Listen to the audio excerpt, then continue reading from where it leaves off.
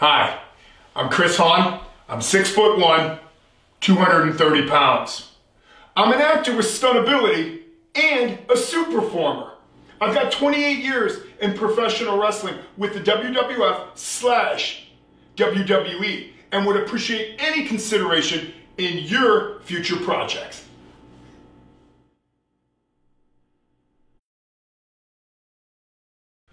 Chris, I think it's been about a year and a half, maybe 2 years since we last talked. Yeah, it's been I would say around 2 years. Can you give us a recap for people that that haven't seen the last interview we did? Tell us a little bit about yourself. On the last interview, well, my name's Chris Hahn, and I'm an actor with stunt abilities, and I was a professional wrestler for 28 years. I'm a brain tumor survivor, so my passion in my life is to be a performer in the entertainment field. The last time we talked about Axe Giant, which is the first movie that I've done, Clown Town. We talked a little bit about Inoperable, and then some of the other stuff I've done with like Criminal Activities with John Travolta and Miles Ahead, the Miles Davis story with Don Cheadle, and I had a fight scene in that with Ewan McGregor. But no, besides that, there's been a lot going on, and I've stayed pretty busy. And we'll go through that as I follow your lead. Tell us how the film Axe Giant impacted your career. Axe Giant, which was directed by Gary Jones and produced by Jeff Miller, was the first movie that I've ever done. And I was a suit performer in that, where I wear the prosthetic 80-pound monster suit. And I had 6-inch lifts on my boots to make me a little larger than life. And then they superimposed me to be like 15 feet tall. But that was the first movie that I did, and that's when I fell in love with being an actor and a stunt performer. Playing a heavy, how do you do that successfully? How do you make that your thing? Is it being physically imposing, or is there an art to it? Is there something that you have to bring to it than just physicality to do that successfully? You know, being a weightlifter, I've always been a big guy. I'm about 245 pounds, 240 pounds, and I'm about 6'2". So I've always been a larger than life, kind of loud, boisterous person. The professional wrestling taught me basically how to be methodical and be kind of slow and kind of creepy in the sense of I've always played the bad guy. So when the ref wasn't looking, I'd sneak up behind the guy with a pair of brass knuckles and clock him. So being the bad guy, being the killer clown, or being the monster in the prosthetic suit, it's all about being slow, methodical, and creepy. So after I gave up the wrestling, it kind of blended into the wrestling, because if you've ever watched guys like Ravishing Rick Rude or Ric Flair, they're not the guys that are going to be doing all the flips off the top rope. They're the kind of guys that are thinkers. They're the guys that are kind of methodical. They're the guys that will pull the brass knuckles out of the knee pad when the ref's not looking and clock the guy. They're the sneaky kind. And that's what kind of role I played in the wrestling world. And it kind of just led into being the creepy clown, or the crazy orderly and inoperable, or the Axe Giant, where I had to wear an 80-pound prosthetic suit. I couldn't move fast in that if I wanted to. So it's kind of, I guess you'd say, second nature. It's kind of like riding a bike. I mean, I did the wrestling for 28 years, and I was always the slow, the creepy, the methodical kind of creature, and it just kind of led into the acting world. Do you find that some actors kind of get intimidated by you on set? That's kind of a funny question. Yeah, because I am kind of loud, and I am kind of overbearing in a sense. Like, I'm working on a project right now called Escape from Death Block 13, where I play the bully, the prison yard bully. And when I get into my character, I get amped. And I'm about giving 110%. I'm about selling out. I'm about throwing my character over the top. So yeah, I can intimidate some of my lead characters or some of my cohorts by just being so animated on set. Yeah, I guess you could say I intimidate some people. I can attest to that firsthand when I met you on the set of Inoperable, because we're both kind of the same. We're very big alpha male guys, Sure. And yeah, it was kind of odd to see someone that's just like me, that kind of has that presence where when you were in character, you're pretty terrifying, even to me. You are intimidating, just in person. Well, I don't know if that's a compliment. I like to think of that as being a compliment. I'm always the kind of guy when I do an audition, I like to do my auditions live rather than tape, because when I'm the kind of guy when I walk into the room, I kind of demand everybody's attention. My presence is a little larger than life. I do amateur bodybuilding, so I try to stay as muscled up as I can. Am I The Rock? In no means am I The Rock. I kind of like to simulate myself after like a Stone Cold Steve Austin character, where I try to play the ruthless, the bad guy. I've got that that demeanor look on me. That's why being on the dating show Inoperable, I don't know if you are not Inoperable, but The Proposal. I don't know if you watched that on ABC, but I sat there and I thought to myself, and I look at myself in the mirror, and I do not see myself on a national dating show. But I got on there. I had a good time. You know, I got myself out there. My goals on that show was to come across in 3 ways. Number 1, to get national attention. Number 2, to show people that I'm not this rough exterior. And number 3, to show people that I had a sentimental side. When I talk about my brain tumor, and it brings up a lot of emotion, and it brings up a lot of terror, because there was a time where my doctor told me that I may never be able to see again, I may never be able to hear again, I may never use my arms, I may be a vegetable. You don't know when you operate on a major organ like that what's going to happen. So I try to embrace every character that I play, and I give them 110%, and I just enjoy what I do, because not only do I do the acting, I talk now as a motivational speaker to kids, and I try to tell them it's about the choices you make in life. It's about finding your passion and your desire and keeping up the hustle. And it's also about being humble and going out of your way and treating people like you want to be treated. So the brain tumor is probably the best thing that's ever happened to me, because it really humbled me. And like I said, that with the acting, I'm living my dream. I really am. I mean, I can't complain about anything that I'm doing, you know? I watched the Proposal episode specifically just to watch the one you were in, and it was interesting to see this other side of you, because I'm not used to seeing you with like this big grin on your face, this super positive, happy attitude, and I was just like, wow, that's Chris. Really? And you had that good charisma. I appreciate it. Everything, like when you were walking down the steps when they first introduced you and everything, it was a very good look. Has it turned into any more opportunities for you since? It's turned out to a lot of opportunities. I got my social life went up, which is kind of a good thing. But it got me out there where now, when I do auditions, I get feedback from casting directors and stuff to say, hey, you were the guy on The Proposal. So it tells me that even though it's not the kind of show I would watch, but there's a lot of people out there that watch it. And so I got across as I got out there. I got one of my goals was conquered in the sense that I got a lot of exposure from it. My social media picked up huge. I mean, I went up to within a week after that, I got about 400 new friends on Facebook. I got about almost 900 new friends on Twitter and Instagram. So it really helped my social media out, which you know as well as I do, that in the entertainment world, social media is absolutely huge, you know? Yeah, it can make or break you. I mean, Amen. One good piece of exposure will shoot you up there, and then just one tiny mistake and knock it all down. Oh, sure. Yeah. I used to, back in the day, and my mom's probably going to smack me for saying this, but I used to have the hot girl of the week picture and I'd post some girl in a bikini on my website page.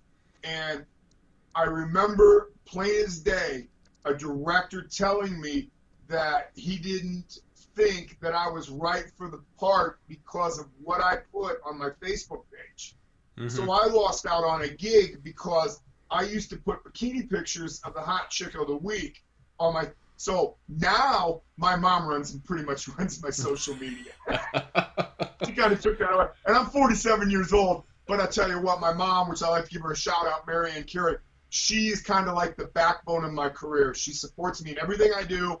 She puts out, I got a manager named Carlos out in LA, and he's phenomenal too. And between the support team that I have, between my mom, Carlos, and a lady by the name of Karen Berry, who's Carlos's assistant in Atlanta, we're hustling and we're getting out there and we're putting my stuff out there. I had an audition for the new TV show The Purge. I had an audition and some interest in Better Call Saul. I just got picked up on a movie that's going to shoot in Kentucky called The Wicked Ones, and it's a pretty good supporting role in it. And that was just announced today. Like I said, I'm working on another Gary Jones movie called Escape from Death Block 13 with a character by the name of Robert Kovacs. And phenomenal. We've already shot the first half of it. We're going to shoot the second half in about another month. And I'm actually getting to do stunts, and I'm actually picking up, in the sense of acting, a lot of dialogue, which is new for me because I've always been based on my presence, my presence, my presence, my presence. Now I'm getting a lot of roles where I have a lot of dialogue, and I'm not the smartest guy in the world by any means. So it takes a lot of studying. So it's a new challenge for me, and I'm always up for a new challenge. Let's talk a little bit more about your experience. Going back to the Miles Davis pick, Sure. What was your experience like on that with working next to Don Cheadle and Ewan McGregor? Don Cheadle was the director, and what a phenomenal individual. And I played a character by the name of Ralph. Ralph was Ewan McGregor in the movie's ex-wife's boyfriend, and Ewan McGregor hadn't been paying his alimony. So I see him in a grocery store one day, and I follow him out, and he sees my wife, my girlfriend, which is his ex-wife, in the car, and he goes up and he starts talking to her, and I go up, tap him on the shoulder. When he turns around, I punch him in the mouth, knock him to the ground, take the money out of his pocket, I throw it to her, and I get in the car and I spin off. Now, was it a huge scene? No, but I got to work hand in hand with Ewan McGregor. I got to work hand in hand with Don Cheadle, which is an experience of a lifetime. You know, I mean, those two guys are A-list actors. I got to knock out Obi-Wan Kenobi, you know, so I think that's pretty cool, you know. Was Ewan McGregor like so very polite through the whole thing? Very much so. One of the most professional guys. I told him, I said, now, when you turn around, I don't want you to step towards me because I'm going to throw a punch. And when I throw the punch, I don't want to hit you because when I throw a punch, and I don't want to break your jaw. And he's not the biggest guy in the world, you know. So we went over and we went over the rehearsal and worked on it. And you know what? It only took 3 takes, and so it was pretty good. We watched it on the playback. Don Cheadle was happy, gave me a hug, said, "You know what? That's great." I actually saw them in the lobby of the hotel we were staying in, and I got to sit down and shoot the crap with Ewan McGregor and Don Cheadle for about an hour. So it was a humbling experience. Since this kind of plays hand in hand with you being an actor and also a stunt person, what are the trials and tribulations of being a stuntman? I'm sure it's got to be a harsh life. Well, the older that you get, I realize that your body doesn't heal like it used to when I was 21. Mm-hmm. The nice thing about doing the stunt work is I'm not a big guy on being on set for 20 days in a row. I like to go do my thing and get out. Being a stunt guy, you go in for a day or two and then you're done. Or you go in for an afternoon and then you're done, which is cool. I like that. Do you get paid a lot more? You get paid a lot more if I'm on set for 20 days. But I get homesick. You know, I got a cat who's my buddy. His name's Al. He's an abused cat that it's a rescue cat that I take care of. I hate to leave him alone too long. It sounds kind of stupid. He was a big tough guy and he's got a little cat, you know. But I enjoy a lot of alone time. I think the wrestling world really hurt me when it comes to crowds. I like to be alone. I like my downtime. I like to watch a lot of TV. I like to watch, when I watch TV now, I watch acting. I don't watch television. I watch the way the actors, they create their characters. And so then that's what I try to do. The nice thing about most of the characters that I get, the director or the producers give me the range to create my character, which is pretty cool. You know, I mean, on the one movie, the Escape from Death Block 13, I got to create my character, and it's kind of a loudmouth, you know, bully, whatever, and it felt just like I was in the wrestling world. So, I mean, I enjoy that because it comes so easy to me. I'm not that I'm a bully, but in the wrestling world, I played the loudmouth, bully kind of character, and you know what? That's the kind of characters I've been playing in movies, which is good because I understand that character. Two of the movies that I first got introduced to you on was Inoperable and Clowntown. Sure. What can you tell me about those? I have to state this because I saw Jeff say something on Facebook about not getting recognition. Jeff Miller is the executive producer, I believe, of both those films. And so executive producer Jeff Miller is the one that introduced me to you. So I just wanted to make sure that he knew that he was getting the recognition he needed, because it kind of seems to be the thing that too on Facebook, right? I think it was, he's got a movie coming out called The Ouija House, which looks phenomenal. A buddy of mine, Justin Hawks, in that. And but no, Jeff Miller always seems to find something in his movies for me, which is great. Me and Jeff have a great relationship. I love Jeff to death. He introduced me to Chris Chapman, who shot Inoperable, and now me and Chris are really good friends. Gary Jones is the one that introduced me to Jeff Miller.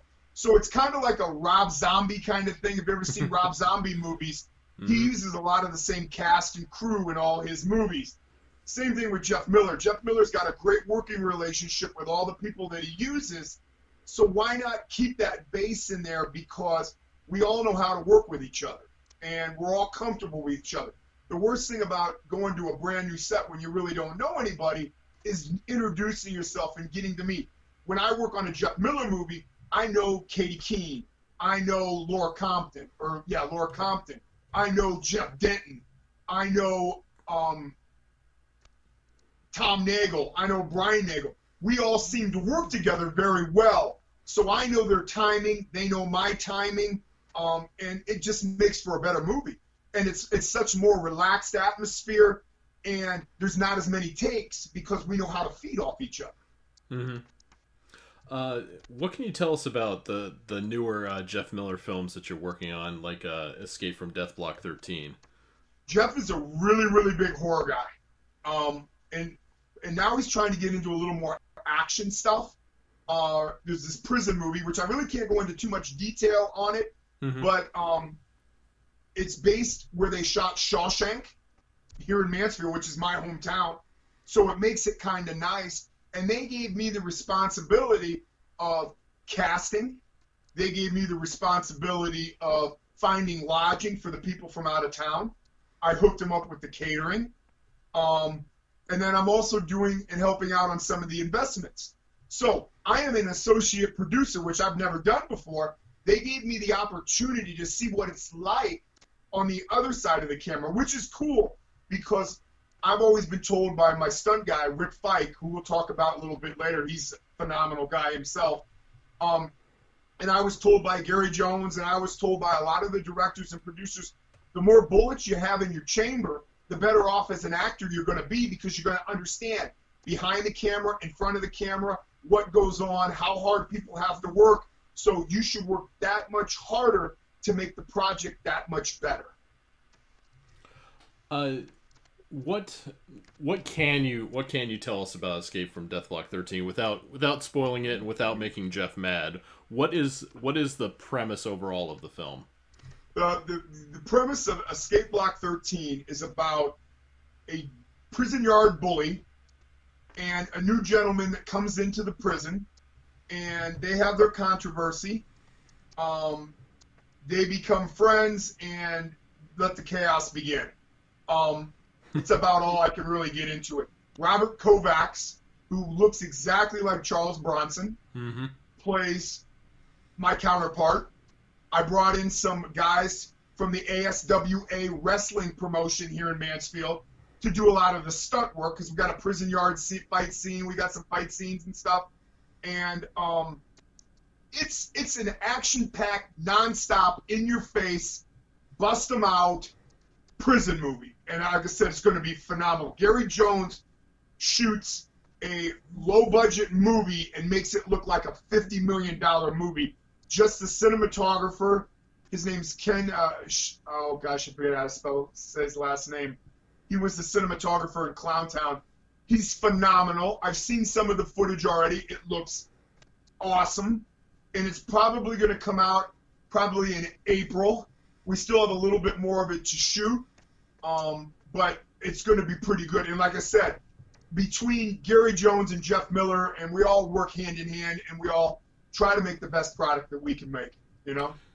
Are you going to be working with Kovacs again on another future project? We'd like to.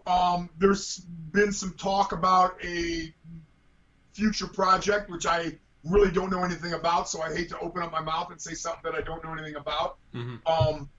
But he's a phenomenal guy. He lives in Hungary, and he speaks very little English. But me and him, he stayed with me while he was here in town, and he's kind of like a brother from another mother. I mean, we hit it off perfect.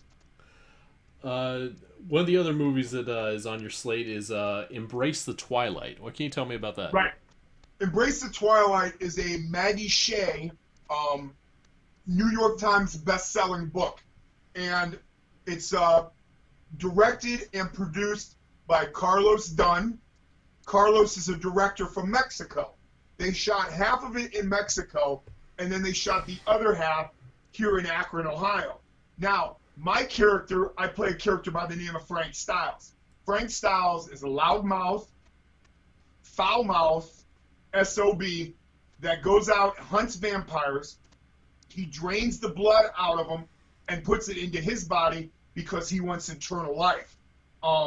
And I think there's 6 or 7 books based on these best-selling books. So there's probably 3 or 4 different movies in the future. But Frank Styles is kind of crazy. He's kind of out there. He's kind of loud. There's a lot of fighting going on. I take charge. I do what I want. I say what I want, and nobody gets in my way. When can we look for that to be out? That should come out probably in January. Carlos Dunn, who's a buddy of mine, is in a treatment center in Atlanta. He's got some cancer. He's got some bad issues going on. And I just want to wish him the best, and my prayers are with you, Carlos. But once he gets out and gets back on the roll, the guy's motivated, and he's just nonstop. The next one, I don't know if it's the same title as the Wicked ones, but there's Extremely Wicked, Shocking, Evil, and Vile. That is a movie called, that's what it's called, but it's Zac Efron. Zac Efron plays Ted Bundy. Ted Bundy, it's based on the Ted Bundy story, and it was shot in Cincinnati and in Kentucky.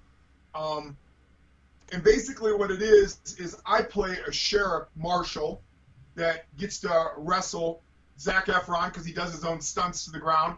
I handcuff him, and I drag him into the courthouse. Now, I always tell everybody this, they're like, you always play the bad guy. When are you ever going to be the good guy and have a love scene? Well, I got to wrestle Zac Efron to the ground. So that's kind of like a love scene if you ask most people. Since it's a Bundy movie, for those that aren't aware, Bundy was a serial killer who killed many young women all across the nation, and then finally got caught in his last killing spree was in Florida, Exactly. up in the Panhandle, or up in northern Florida. How well does Zac Efron resemble the real Ted Bundy? It's freaky because in my scene where he's in the courtroom and he's on the witness stand, just the smirks in the eyes and stuff is really freaky. And if you ever seen if you've seen the cast that's going to be in that, it's phenomenal. Donovan, who was in Burn Notice. You remember the TV show Burn Notice? Yes. He plays the defense attorney. Criminy. The lead singer of Metallica, Hatfield. He plays the sheriff. He plays the sheriff deputy. Khan, that was in. Criminy. He was in Con Air. He was the leader of the prison guys. What was his name? Oh, gosh. He plays the judge. The boy that was in The Sixth Sense with Bruce Willis, he's in it. The one girl from the Twilight movies, she's in it. I mean, it's a stunning cast. And then Chris Hahn. You know, you can't get any better than that. It seems like an unfair match, you versus Zac Efron. But is Zac Efron pretty buff? Does he kind of give you a bit of a run for your money? He's in shape. The guy's in phenomenal shape. But it was cool because we were on set, and he's just sitting there, and I went up and I introduced myself, and I said, hey, we got a mutual friend. And he goes, oh, yeah, who's that? I said, Dwayne Johnson, because I used to work with Dwayne Johnson back when I was in the WWF. Now, was I buddies with him? No. But I knew him, he knew me. You know, when we'd pass each other in the hallway, we'd say, hey, what's going on, whatever. From that point on, Zac Efron was my buddy. I mean, me and him, he warmed up to me pretty good. I got to eat lunch with him, which was kind of crazy because we were talking about our stunt scene, and all the other actors from Cincinnati and Kentucky that I know, they're like, how did you get to eat lunch with Zac Efron? And I'm like, well, he wanted to talk about the stunt scene. Basically, all we talked about was wrestling because he's a huge wrestling fan. So I got to be, it was pretty surreal because he's an A-list actor. He's like top notch, you know? So, I mean, I got to spend an hour just shooting the crap with Zac Efron. So it was pretty cool. It really was. The last segment of this, I want to talk about the proposal itself. I don't know how much you can actually talk about it. I can talk about it all. My episode's been on. Okay. How did you first find out about the casting for it, and what was the casting process for this? Okay, now my mom saw an ad for it and submitted me for it. Now the crazy thing about it is, if I'm not mistaken, I know somebody was, but I think the executive producer was affiliated with WCW Wrestling back in the day. And he knew me and recognized my name when he saw it on the submittance list. And so I had to do a 53-page background check. I had to get an STD check. I had to get blood work. I had to get an HIV check. And then I went through 6 different Skype interviews with the director, all 4 of the ABC casting producers, the talent lady that was in charge of bringing the talent in, and then I don't know who the other guy was, but I had to. It was grueling. It took 3 months to get on that show. Was it worth it? Yeah, because I got national exposure. Was I looking for love? Absolutely not. I love my life, and I can't have somebody in my life that is going to slow me down, because right now I got things going, and I'm a hustler, and I'm going to the gym, and I'm eating right, and I'm training, and like Hulk Hogan says, I'm taking my vitamins and saying my prayers.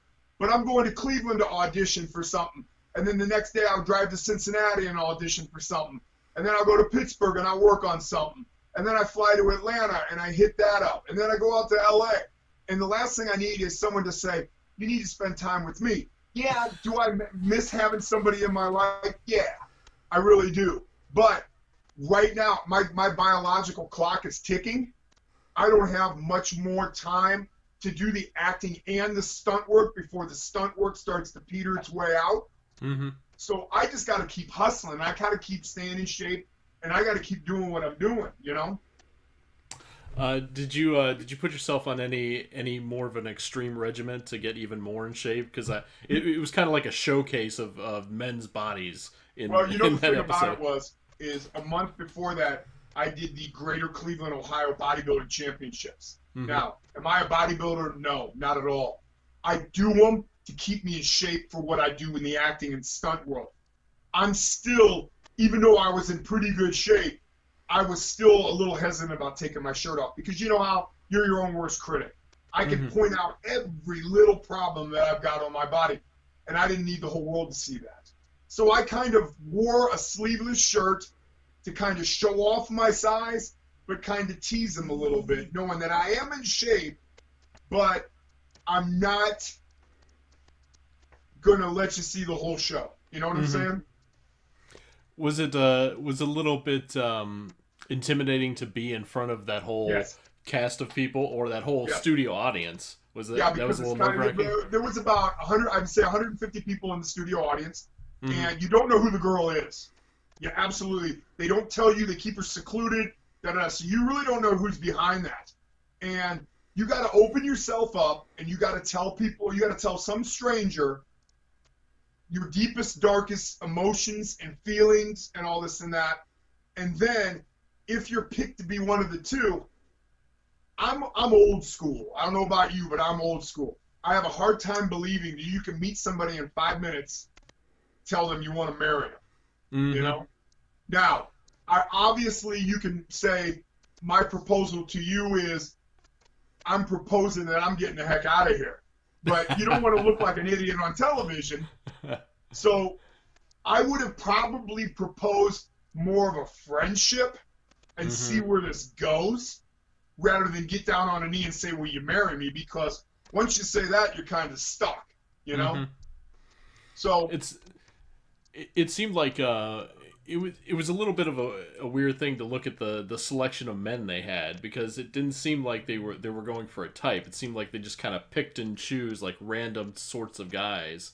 Well, it was crazy because all those guys looked like marathon runners. And then you got the guy from France who wore the little Speedo. And I'm sitting there thinking, whoa, buddy, you got a big set there, because there's no way that I'd go out in a little Speedo like that.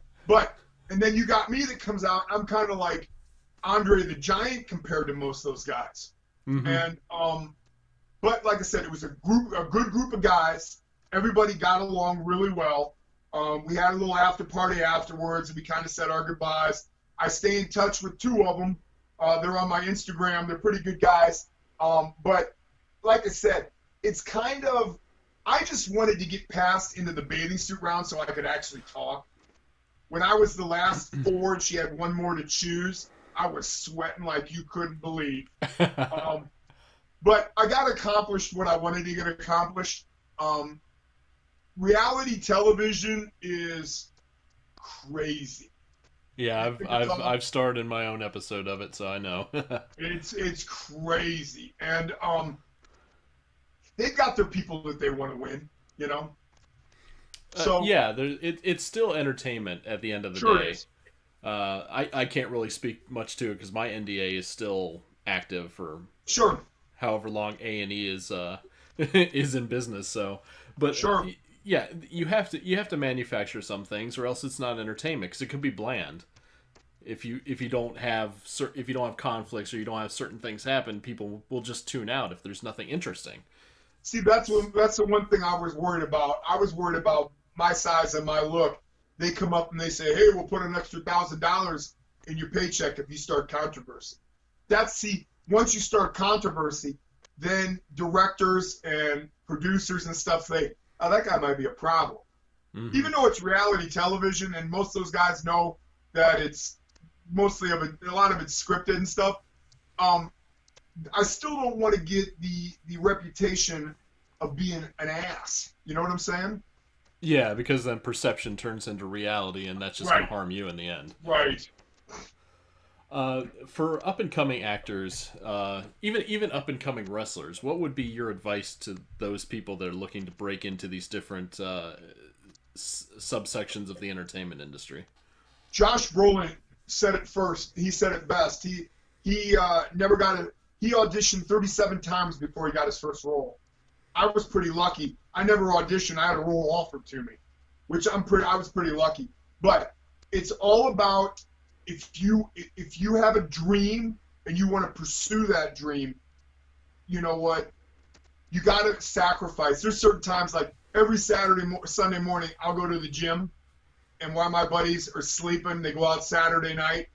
I'll go to the gym early in the morning, and then I get up and I drive about a half an hour to my secret location, and I run up and down the reservoir stairs, which are like 75 stairs up and down, and I do an hour and a half of that to stay in shape, and then I go home and I do some headshot stuff and all that stuff while these guys are, whether they're at the pool or while they're out with their girlfriends or whatever. I get up every morning at 5 o'clock and I go to The Rock, which I watch a lot of his motivational stuff. He says it the best. He says, when you get up at 4 o'clock in the morning and you think you're getting something accomplished, there's somebody up at 3:30 in the morning that wants it just as bad as you do. So I always stay motivated, and I always hustle, and I always try to pursue, and I always try to stay positive, because being negative gets you nowhere, you know? So what I tell young people is, if you want to be a doctor, if you want to be an actor, if you want to be an NFL football player, if you want to be a basketball player, practice. Practice, practice, practice. Don't let people laugh at you. Because I remember when I first got into the wrestling, all my buddies thought it was funny. They thought I was going to get beat up and stuff. And then I'm in the WWF wrestling The Undertaker. Did I get beat up by The Undertaker? Yeah, I got my butt kicked. But I'm on national television on a primetime Monday night, and I'm making decent money, and I'm pursuing my dream. So you just got to buckle down. You got to stay motivated. You got to stay in shape, eat right, get enough sleep, you know, do all the things that you've been taught all your life, and just stay positive and be humble, you know. I don't think I've ever told you this before. My best friend and I were going to be pro wrestlers just out of high school, and we went to Dangerous Dan Spivey's wrestling school and took our first. Dan Spivey. We took our first bumps. Our real bumps, and we decided that we are not made for this industry. So it's definitely hard on your body. I wrestled Dan Spivey down in WCW when he was part of the Skyscrapers. It was Sid Vicious, Mark Calloway, who's the Undertaker, and Dan Spivey. They're all 7 foot, and they kicked my butt. That Dan Spivey was a big dude, man. Big dude.